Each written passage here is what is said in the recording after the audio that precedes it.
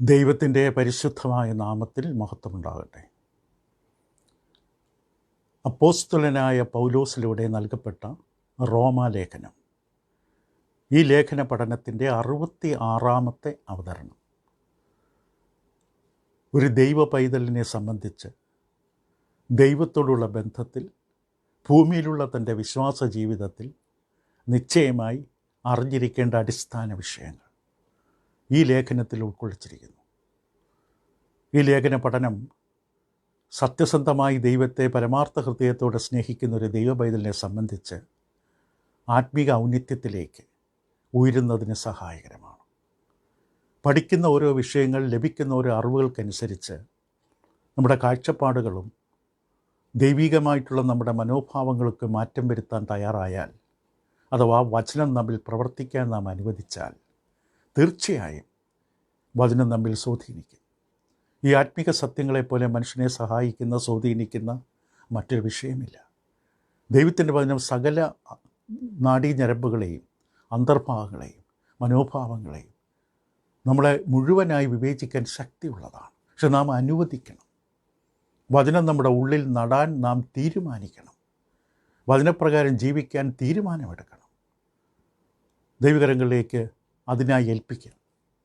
റോമർക്കെഴുതിയ ലേഖനം 3-ാം അധ്യായത്തിലാണ് എല്ലാവർക്കും ആവശ്യമായ ദൈവനീതിയെക്കുറിച്ചുള്ള പഠനത്തിൽ 3 വാക്കുകൾ നാം പരിചയപ്പെടേണ്ടതുണ്ട് എന്ന് പറഞ്ഞു. ഒന്ന് നീതീകരണം, മറ്റൊന്ന് വീണ്ടെടുപ്പ്, മൂന്നാമത് പ്രായശ്ചിത്തം അഥവാ അനുരഞ്ജനം. പ്രായശ്ചിത്തം അഥവാ അനുരഞ്ജനം എന്ന വാക്ക് പലർക്കും ഇഷ്ടമില്ലാത്തൊരു വാക്കാണ്. കാരണം ആത്മീക ഗോളത്തിൽ ഈ വാക്ക് പലരും ഒഴിവാക്കാൻ, ഇവിടെ വാക്കുകളിൽ നിന്ന്, പ്രഭാഷണങ്ങളിൽ നിന്ന്, അവതരണങ്ങളിൽ നിന്ന് പ്രായശ്ചിത്തം എന്ന വാക്ക് പലപ്പോഴും ഒഴിവാക്കാൻ ഇഷ്ടപ്പെടുന്നു, ആഗ്രഹിക്കുന്നു. കാരണം ഈ വാക്കിൽ അടങ്ങുന്ന ആഴം ഉൾക്കൊള്ളാൻ ബുദ്ധിമുട്ട് കാരണം. പക്ഷെ ദൈവം നൽകി തന്ന ഈ വാക്ക് നമ്മൾ അംഗീകരിച്ചേ പറ്റൂ, എൻ്റെ ആഴങ്ങൾ മനസ്സിലാക്കിയേ പറ്റൂ. ഈ പ്രായശ്ചിത്തം അഥവാ അനുരഞ്ജനം എന്ന വാക്ക് ഇത്രമാത്രം ആർക്കും ഇഷ്ടമല്ലാതിരിക്കാൻ കാരണം ഇതിലടങ്ങുന്ന ആശയ നിമിത്തമാണ്. പ്രായശ്ചിത്തം എന്ന വാക്കുകൊണ്ട് ഉദ്ദേശിക്കുന്നത് ദൈവത്തെ സാന്ത്വനിപ്പിക്കുക, ദൈവത്തെ സമാധാനിപ്പിക്കുക, നമ്മുടെ ഭാഷയിൽ തണുപ്പിക്കുക. ദൈവത്തിൻ്റെ ക്രോധം, തിളച്ചു നിൽക്കുന്ന ദൈവത്തിൻ്റെ ക്രോധം സാന്ത്വനിപ്പിക്കുക. ഇതാണ് വാക്കുകൊണ്ട് ഉദ്ദേശിക്കുന്നത്. യവന ഭാഷയിൽ ഹിലാസ്റ്റീരിയോൺ എന്ന വാക്കാണ് ഉപയോഗിച്ചിരിക്കുന്നത്. പൊതുവെ ഈ വാക്ക് പുറജാതികളുടെ ലോകത്ത് കണ്ടുവരുന്ന വാക്കാണ്. ആഭിചാരങ്ങൾ, മന്ത്രവാദങ്ങൾ, ആചാരാനുഷ്ഠാനങ്ങൾ, യാഗങ്ങൾ ഇവ നടത്തി അവിടെ ദേവന്മാരെയും ദേവതകളെയും പ്രസാദിപ്പിക്കാൻ, ഇഷ്ടപ്പെടുത്തുവാൻ, സന്തോഷിപ്പിക്കുവാൻ നടത്തുന്നൊരു പ്രവൃത്തി ഈ വാക്കിൻ്റെ ഉള്ളിലുണ്ട്. കാരണം അവരുടെ ദേവന്മാരും ദേവതകളും വളരെയധികം കോപിഷ്ഠരാണ്. പെട്ടെന്ന് മനസ്സ് മാറുന്ന ചഞ്ചല പ്രകൃതിയുള്ള ദേവന്മാരും ദേവതകളുമാണ്. അവിടെ കോപം വരാതിരിക്കാൻ അവരെ പ്രസാദിപ്പിക്കേണ്ടതുണ്ട്. വഴിപാടും യാഗങ്ങളും മറ്റും നടത്തി അവരെ സന്തോഷിപ്പിക്കേണ്ടതുണ്ട്. ഇതാണ് പുറജാതികളുടെ ലോകത്തിൽ ഈ വാക്കിൻ്റെ ഉപയോഗം. പക്ഷേ ബൈബിളിലെ ദൈവം, ഏകസത്യ ദൈവം, തിരുവചനത്തിൽ വെളിപ്പെട്ട സത്യമായ ഏകസത്യ ദൈവം ഈ ദേവന്മാരും ദേവതകളും തുല്യം ചെയ്യാനുള്ളതല്ല. മനുഷ്യനിർമ്മിതങ്ങളായ ദേവന്മാരും ദേവതകളും അവരിൽ നിന്ന് എത്രയോ ഉന്നതമാണ്, അവരിൽ നിന്ന് എത്രയോ ശ്രേഷ്ഠമാണ് തിരുവചനത്തിലെ ദൈവം. ആ ദൈവം മാനുഷികമായ തലത്തിൽ നമുക്ക് ചിന്തിക്കുന്നതിനേക്കാൾ ഉപരിയാണ്. പുറജാതികളുടെ ലോകത്ത് അവരുടെ ദേവന്മാർ ക്ഷിപ്രകോപികളാണ്, പെട്ടെന്ന് കോപിക്കുന്നവരാണ്. ഓരോ കാലാവസ്ഥയ്ക്കും അന്തരീക്ഷത്തിനും അനുസരിച്ച് പ്രകൃതിയിൽ മാറ്റം വരുന്നവരാണ്. അതുകൊണ്ട് അവരെ സാന്ത്വനിപ്പിക്കേണ്ട ആവശ്യമുണ്ട്. പക്ഷെ തിരുവചനത്തിൽ വെളിപ്പെട്ട ദൈവം തിന്മയോട് മാത്രമാണ് കോപിഷ്ഠനായിരിക്കുന്നത്. മനുഷ്യരുടെ തിന്മയും അകൃത്യവും ദുഷ്ടതയിലുമാണ് ദേഷ്യത്തോടെ, കോപത്തോടെ പ്രതികരിക്കുന്നത്. പുറജാതികളുടെ ലോകത്ത് ഈ ദേവന്മാരെയും ദേവതകളെയും അനുരഞ്ജിപ്പിക്കുവാൻ, സാന്ത്വനിപ്പിക്കുവാൻ, തണുപ്പിക്കുവാൻ മനുഷ്യരാണ് കർമ്മങ്ങൾ ചെയ്യുന്നത്. മനുഷ്യരുടെ കർമ്മങ്ങളിലൂടെയാണ് ഈ ദേവന്മാരെ സമാധാനപ്പെടുത്തുന്നത്. പക്ഷേ ദൈവത്തിൻ്റെ വചനത്തിൽ മനുഷ്യർക്കത് കഴിയില്ല. ഒരു മനുഷ്യന് ദൈവത്തെ അനുരഞ്ജനത്തിൽ സാന്ത്വനിപ്പിക്കാൻ മനുഷ്യർക്ക് കഴിയില്ല. ദൈവം തന്നെ മുൻകൈ എടുക്കണം. മനുഷ്യരുടെ മേൽ വരുന്ന ദൈവത്തിൻ്റെ ക്രോധം തണുക്കുവാൻ ദൈവം തന്നെ മുൻകൈ എടുക്കണം. കൂടാതെ പുറജാതികളുടെ ലോകത്ത് ദൈവത്തെ സമാധാനിപ്പിക്കുവാൻ ചിലപ്പോൾ പച്ചക്കറികൾ, മറ്റു ചിലതായിട്ടുള്ള വസ്തുവകകൾ, മൃഗയാഗങ്ങൾ, ഇതിന് നരബലി വരെ നടത്തുന്നു. പക്ഷെ ദൈവവചനപ്രകാരം ദൈവത്തിൻ്റെ ഈ കോപത്തെ തണുപ്പിക്കുവാൻ ദൈവം തന്നെയാണ് പരിഹാരമൊരുക്കുന്നത്. ദൈവത്തിൻ്റെ സ്വന്തം പുത്രനെ, ദൈവത്തിൻ്റെ ഏകജാതനായ സ്വന്തം പുത്രനെ നൽകി തന്നുകൊണ്ടാണ് ദൈവം മനുഷ്യകുലത്തിൻ്റെ മേൽ വരാനിരിക്കുന്ന ന്യായമായ ക്രോധം ദൈവം സാന്ത്വനിപ്പിക്കുന്നത്, മനുഷ്യരുമായി അനുരഞ്ജനത്തിലെത്തുന്നത്. അതുമാത്രമാണ് ദൈവത്തിൻ്റെ ക്രോധത്തെ സാന്ത്വനിപ്പിച്ചത്. ചിലപ്പോൾ ഒരു പ്രതിഷേധമുണ്ടായെന്ന് വരാം, ചില മനുഷ്യരെങ്കിലും ചോദിച്ചെന്ന് വരാം, ചിന്തിച്ചെന്ന് വരാം. ദൈവം തൻ്റെ കോപത്തെ സാന്ത്വനിപ്പിക്കുവാൻ, തണുപ്പിക്കുവാൻ ദൈവം താൻ തന്നെ ഒരു യാഗമായി മാറുന്നത് അസംബന്ധമല്ലേ?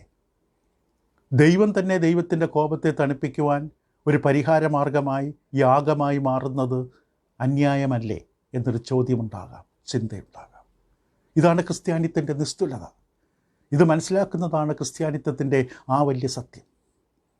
ദൈവത്തിൻ്റെ ക്രോധം പാപികളുടെ മേൽ വരുന്നു എന്നുള്ളത് ഇതിനകം തന്നെ പൗലോസ് കാണിച്ചു തന്നു.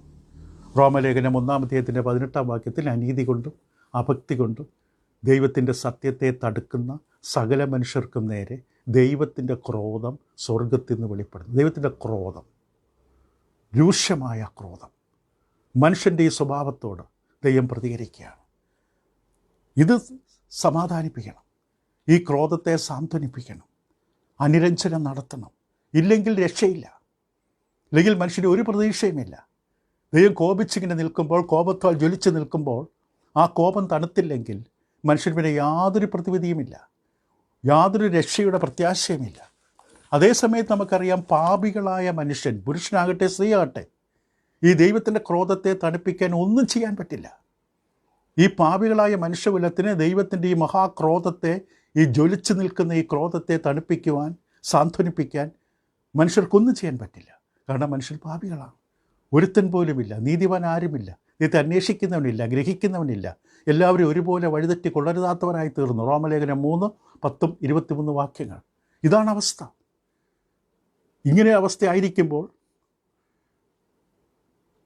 ദൈവത്തിനല്ലാതെ ഈ പ്രശ്നത്തെ ആർക്ക് പരിഹരിക്കാൻ പറ്റും? മനുഷ്യരെ കൊണ്ട് പറ്റില്ല ദൈവത്തിൻ്റെ ഈ ക്രോധത്തെ സമാധാനിപ്പിക്കാൻ. അവിടെ ദൈവത്തിനല്ലാതെ മറ്റാർക്കും പറ്റില്ല. വേറൊരു മനുഷ്യൻ്റെ യാതൊരു കർമ്മങ്ങളും, ആചാരങ്ങളും, വഴിപാടുകളും, ദാനങ്ങളും ഒരു പ്രകടനം കൊണ്ട് സാധിക്കില്ല. മനുഷ്യൻ പാപിയാണ്. അപ്പം ഇതെങ്ങനെയാണ് ഈ കോപം തണുത്ത ആ യാഗം അർപ്പിക്കപ്പെട്ടത്? എന്തായിരുന്നു യാഗം? അതാണ് റോമലേഖനം 3:25 പരിശുദ്ധാത്മാവിലുള്ള ദൈവാത്മാവ് അല്ലെങ്കിൽ പൗലോസിലൂടെ പറയുന്നത്. 24 മുതൽ ചേർത്ത് വായിക്കാം. അവൻ്റെ കൃപയാൽ യേശുക്രിസ്തുവിങ്കലെ വീണ്ടെടുപ്പ് മൂലം ദൈവം തന്നെയാണ് പരിഹാരമാർഗമായി മാറുന്നത്. യേശുക്രിസ്തുവിലെ വീണ്ടെടുപ്പ് മൂലം സൗജന്യമായത്രേ നീതീകരിക്കപ്പെടുന്നത്. വിശ്വസിക്കുന്നവർക്ക് അവൻ തൻ്റെ രക്തം മൂലം പ്രായശ്ചിത്തമാകുവാൻ. ക്രിസ്തുവിൻ്റെ രക്തമാണ് പ്രായശ്ചിത്തം. ദൈവം അവനെ പരസ്യമായി നിർത്തി. ദൈവം തൻ്റെ പുത്രനെ നമുക്ക് പ്രായശ്ചിത്തമായി നൽകി. കർത്താവ് യേശുക്രിസ്തു അതുകൊണ്ടാണ് മനുഷ്യവേഷം എടുത്ത് മനുഷ്യാവതാരത്തിൽ ഇറങ്ങി വന്ന് കാൽവറി ക്രൂസിൽ മനുഷ്യൻ്റെ പാപം ചുമന്ന് പ്രായശ്ചിത്തം, മനുഷ്യന് പകരമായി ദൈവത്തെ അനുരഞ്ജിപ്പിച്ചു, മനുഷ്യനുമായി ദൈവത്തെ സാന്ത്വനിപ്പിച്ചു, തണുപ്പിച്ചു. ആ ക്രോധം അടങ്ങി പുത്രൻ്റെ യാഗത്താൽ. മനുഷ്യരെ കൊണ്ട് പറ്റില്ല ഇത്. മനുഷ്യരുടെ ചിന്തയിൽ പോലും ഇങ്ങനെ ഒരു പരിഹാര മാർഗം വിഭാവനം ചെയ്യാൻ പറ്റില്ല. അപ്പോൾ ഈ പ്രായശ്ചിത്തം എന്ന വിഷയത്തെ, തിരുവചനം വെളിപ്പെടുത്തുന്ന ഈ വിഷയത്തെ നമുക്ക് എങ്ങനെയാണ് ഉൾക്കൊള്ളാൻ കഴിയുന്നത്? എന്താണ് അതിൻ്റെ യഥാർത്ഥമായ ആഴം? അല്പം നമുക്ക് പുറകോട്ട് പോകാം. ദൈവത്തിൻ്റെ വചനപ്രകാരം ദൈവം വളരെ വ്യക്തമായി തന്നെ വെളിപ്പെടുത്തുമ്പോൾ ലേവ്യ പുസ്തകം 11-ാം അധ്യായം അതിൻ്റെ 44-ാം വാക്യത്തിൽ ദൈവം തൻ്റെ സ്വഭാവത്തെ കാണിച്ചു തന്നു. ലേവ്യ 11:44, ഞാൻ നിങ്ങളുടെ ദൈവമായ യഹോവയാകുന്നു. ഞാൻ വിശുദ്ധനാകിയാൽ നിങ്ങൾ നിങ്ങളെ തന്നെ വിശുദ്ധീകരിച്ച് വിശുദ്ധന്മാരായിരിക്കണം. ഭൂമിയിൽ ഇഴയുന്ന യാതൊരു ഇഴജാതിയാലും നിങ്ങളെ തന്നെ അശുദ്ധമാക്കരുത്. അപ്പോൾ ആദ്യമായി ശ്രദ്ധിക്കേണ്ടത് ദൈവം വിശുദ്ധൻ, വേർപെട്ടവൻ, പ്രപഞ്ചത്തിൽ നിന്നും സകലത്തിൽ നിന്നും വേർപെട്ട് നിൽക്കുന്നവൻ, നിസ്തുലൻ, അനുപമായ പരിശുദ്ധിയുള്ളവൻ. വിശുദ്ധനായ ദൈവം ഒരിക്കലും പാപവുമായി സമ്പർക്കമില്ല. പാപമുള്ള മനുഷ്യനെ ശരിക്കും ദൈവത്തിൽ നോക്കാൻ പോലും കഴിയില്ല. നിങ്ങളുടെ അകൃത്യങ്ങൾ എത്രയും നിങ്ങളുടെ പാപങ്ങൾ എത്ര എന്നെയും നിങ്ങളെയും തമ്മിൽ അകറ്റിയത്. യെശയ്യാവ് 59.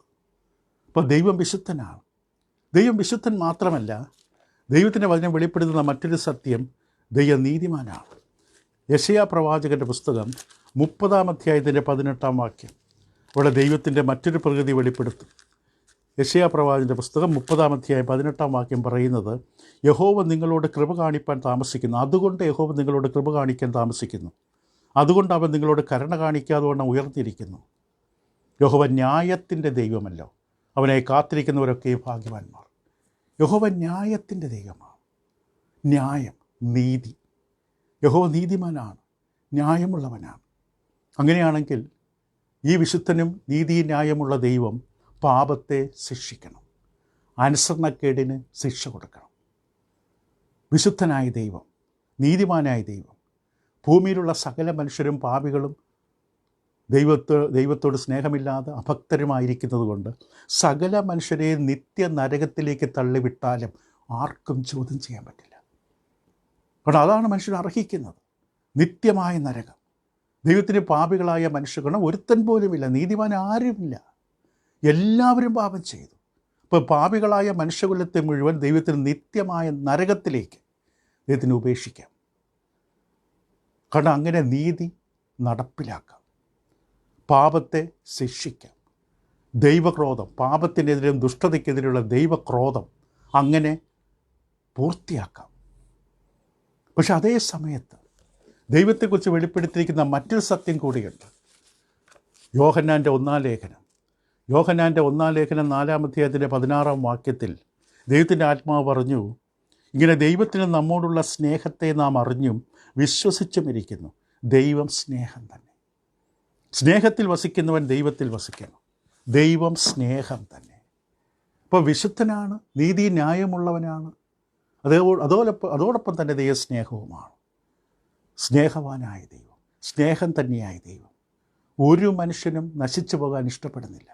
പത്രോസിലൂടെ ദൈവത്തിൻ്റെ ആത്മാവ് അപ്പോസ്തലനായ പത്രോസിലൂടെ വ്യക്തമായി 2-ാം ലേഖനം 3-ാം അധ്യായം 9-ാം വാക്യത്തിൽ ഇങ്ങനെ പറഞ്ഞു, ചിലർ താമസമെന്ന് വിചാരിക്കുന്ന പോലെ കർത്താവ് തൻ്റെ വാഗ്ദത്തം നിവർത്തിപ്പാൻ താമസിക്കുന്നില്ല. ആരും നശിച്ചു പോകാതെ എല്ലാവരും മാനസാന്തരപ്പെടുവാൻ വേണ്ടി ഇച്ഛിച്ച് അവൻ ദീർഘക്ഷമ കാണിക്കുക. ആരും നശിക്കുന്ന ദൈവത്തിന് ഇഷ്ടമല്ല, അത് മനുഷ്യൻ്റെ സ്വന്തം തീരുമാനമാണ്, ദൈവത്തിൻ്റെ ഇഷ്ടമല്ല. അപ്പോൾ ഇതാണ് അവസ്ഥ. അപ്പോൾ ഈ ഒരു പ്രതിസന്ധി, പ്രഹേളിക, കാരണം ദൈവം വിശുദ്ധൻ, ദൈവം നീതിമാൻ. ആ നീതിനായി നടപ്പിലാക്കിയാൽ സകല മനുഷ്യരും നിത്യനരകത്തിൽ പോകണം. നീതി നടപ്പാക്കാതിരിക്കാൻ പറ്റില്ല, നീതിയോട് വെള്ളം ചേർക്കാൻ പറ്റില്ല. അതേസമയം ദൈവം സ്നേഹവുമാണ്. ഒരാളും നശിക്കാൻ ദൈവത്തിന് ഇഷ്ടമല്ല. അപ്പോൾ എങ്ങനെ നീതി നടപ്പിലാകും? അല്ലെങ്കിൽ നീതി നടപ്പിലാക്കിയ സ്നേഹം എങ്ങനെ ഉപയോഗിക്കും? എങ്ങനെ ഇവരെ സഹായിക്കും? ഇതാണ് പ്രതിസന്ധി. ഈ പ്രതിസന്ധി പരിഹരിക്കാൻ മനുഷ്യരെ കൊണ്ട് പറ്റില്ല. അവിടെയാണ് ദൈവം തൻ്റെ സ്വന്തം പുത്രനെ, മനുഷ്യകുലത്തിൻ്റെ പാപത്തിൻ്റെ ശിക്ഷ മുഴുവൻ ഏറ്റെടുക്കാൻ താൻ തന്നെ മനുഷ്യനായിട്ട് വരികയാണ്. അഥവാ തൻ്റെ സ്വന്തം പുത്രനെ. യെശയ്യാപ്രവചൻ്റെ പുസ്തകം 53-ാം അധ്യായം 6-ാം വാക്യത്തിൽ നാം എല്ലാവരും ആടുകളെപ്പോലെ തെറ്റിപ്പോയിരുന്നു. നാം ഓരോരുത്തനും താൻ്റെ വഴിക്ക് തിരിഞ്ഞിരുന്നു. എന്നാൽ യഹോവ നമ്മുടെ എല്ലാവരുടെയും അകൃത്യം അവൻ്റെ മേൽ ചുമത്തി. നമ്മുടെ എല്ലാവരുടെയും അകൃത്യം അവൻ്റെ മേൽ, ലോകത്തിൻ്റെ പാപം ചുമന്നൊഴിക്കാൻ ദൈവം തന്നെ മനുഷ്യനായി വന്നു. പൗലോസ് അപ്പോസ്തലൻ സുവിശേഷത്തെക്കുറിച്ച് പറയുമ്പോൾ കൊരിന്ത്യർക്ക് എഴുതിയ 1-ാം ലേഖനത്തിൻ്റെ 15-ാം അധ്യായം 3-ാം വാക്യത്തിൽ പൗലോസ് അപ്പോസ്തലൻ ഇപ്രകാരമാണ് അവരോട് പറഞ്ഞത്, ക്രിസ്തു നമ്മുടെ പാപങ്ങൾക്ക് വേണ്ടി തിരുവെഴുത്തുകളിൻ പ്രകാരം മരിച്ചു അടക്കപ്പെട്ടു. നമ്മുടെ പാപങ്ങൾക്ക് വേണ്ടി, നമ്മുടെ പാപങ്ങൾക്ക് വേണ്ടി.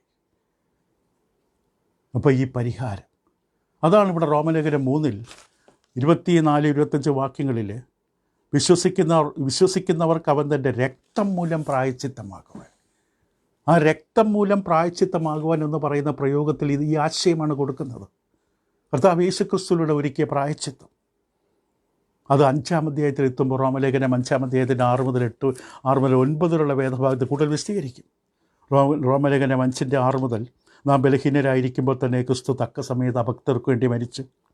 നീതിമാന് വേണ്ടി ആരെങ്കിലും മരിക്കുന്ന ദുർലഭം ഗുണവാന് വേണ്ടി പക്ഷെ മരിപ്പാൻ തുനിയുമായിരിക്കും.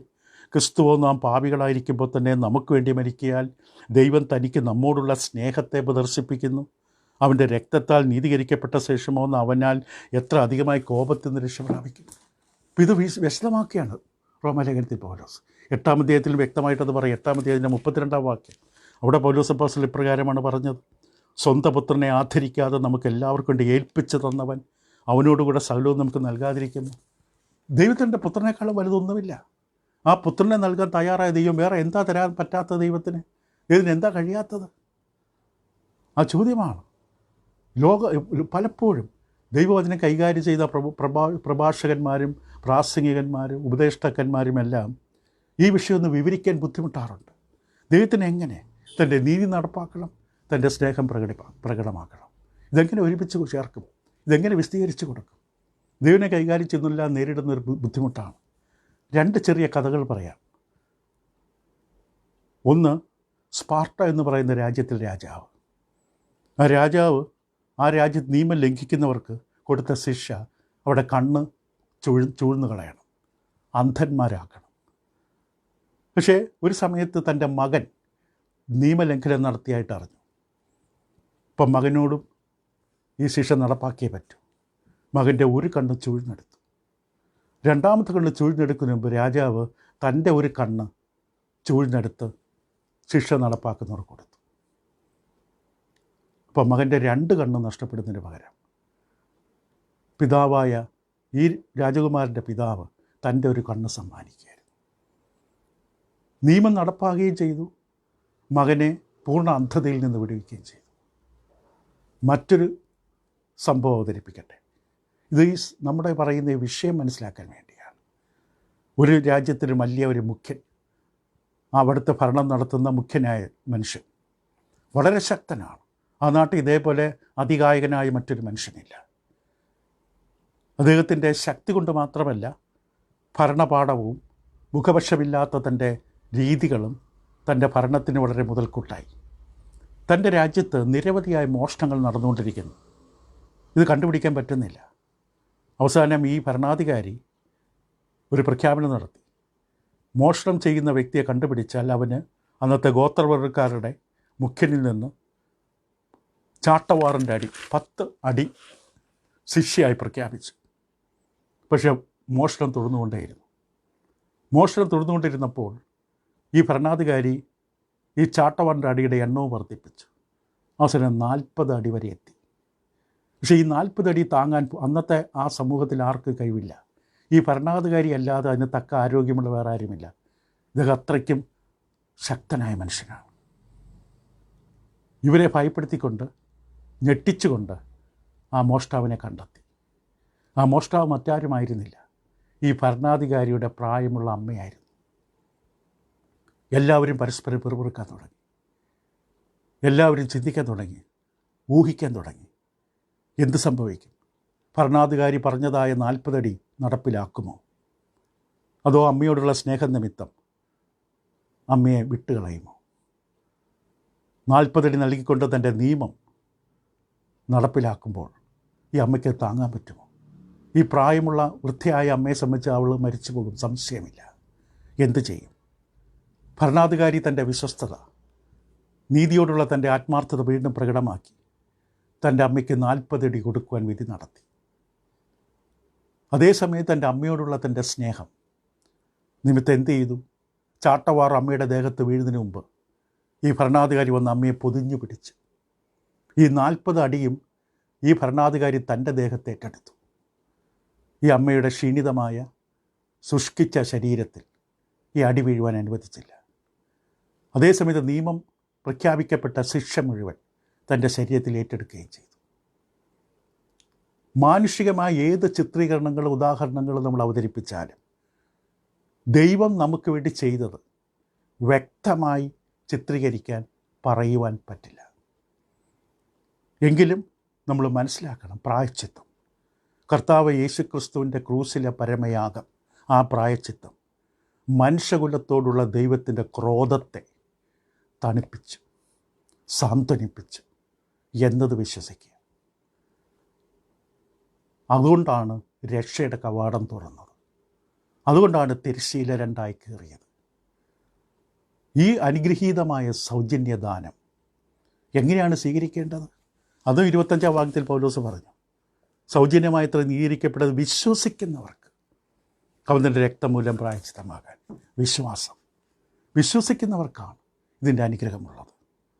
ദൈവമനെ പരസ്യമായി നിർത്തി. ഇപ്പോൾ ദൈവനീതി, ദൈവത്തിൽ കയറി നിൽക്കുവാനുള്ള നമ്മുടെ അവകാശം, യോഗ്യത കർത്താവ് യേശുവിൻ്റെ ക്രൂശിലെ പരമയാഗത്താൽ ലഭിച്ചതാണ്. തുടരാം അടുത്ത പാഠങ്ങളിൽ ഇതിനെക്കുറിച്ച് കൂടുതൽ വിശദമായ ചിത്രീകരണത്തിലേക്ക്, ചിന്തയിലേക്ക്. ദൈവം നിങ്ങളെ സഹായിക്കട്ടെ. Thank you.